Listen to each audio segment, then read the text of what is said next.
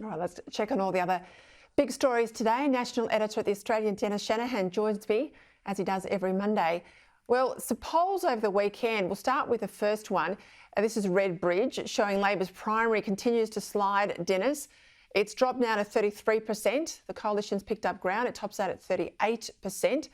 And that, of course, mirrors recent polls by Resolve, Roy Morgan, Freshwater and Newspoll.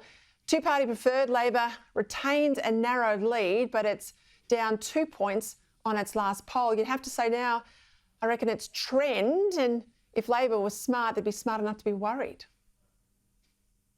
Indeed, this is a trend. It's only small, but it is consistent, and every poll has shown the same movement.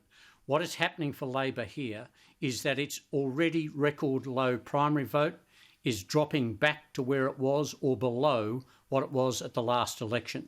The coalition's is slightly rising, just a bit, and we're talking primary vote here. So what's happening is the coalition is going higher. It's getting nearer to that threshold of 40 primary votes percent, which actually means it could win the election.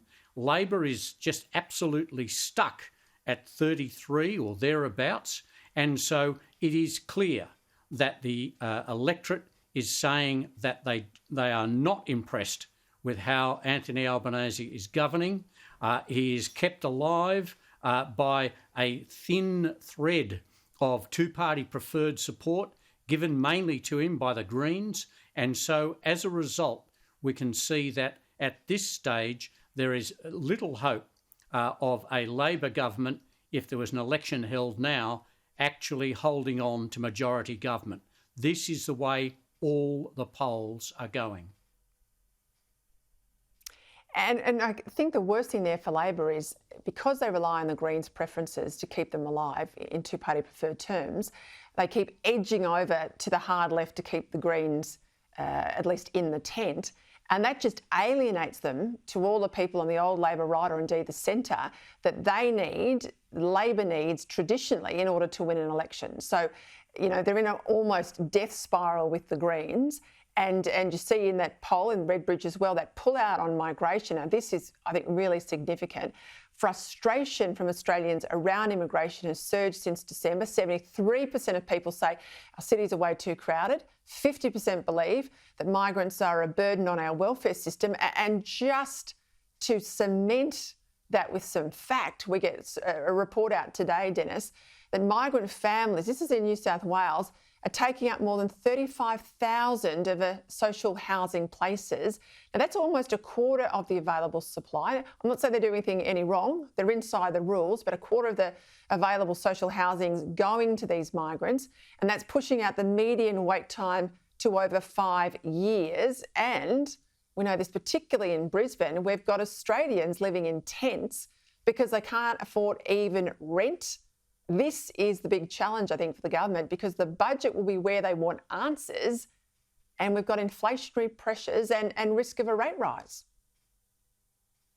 Well, the immigration issue has become a symbol of the cost of living pressure. People feel that they are being squeezed economically. They've still got high employment, which is good, but the feeling is that the housing crisis, which translates into high rents, high mortgage rates, and now people are talking about the prospect of no mortgage cuts before the end of the year. The government's whole strategy is based on an improving economy going into next year.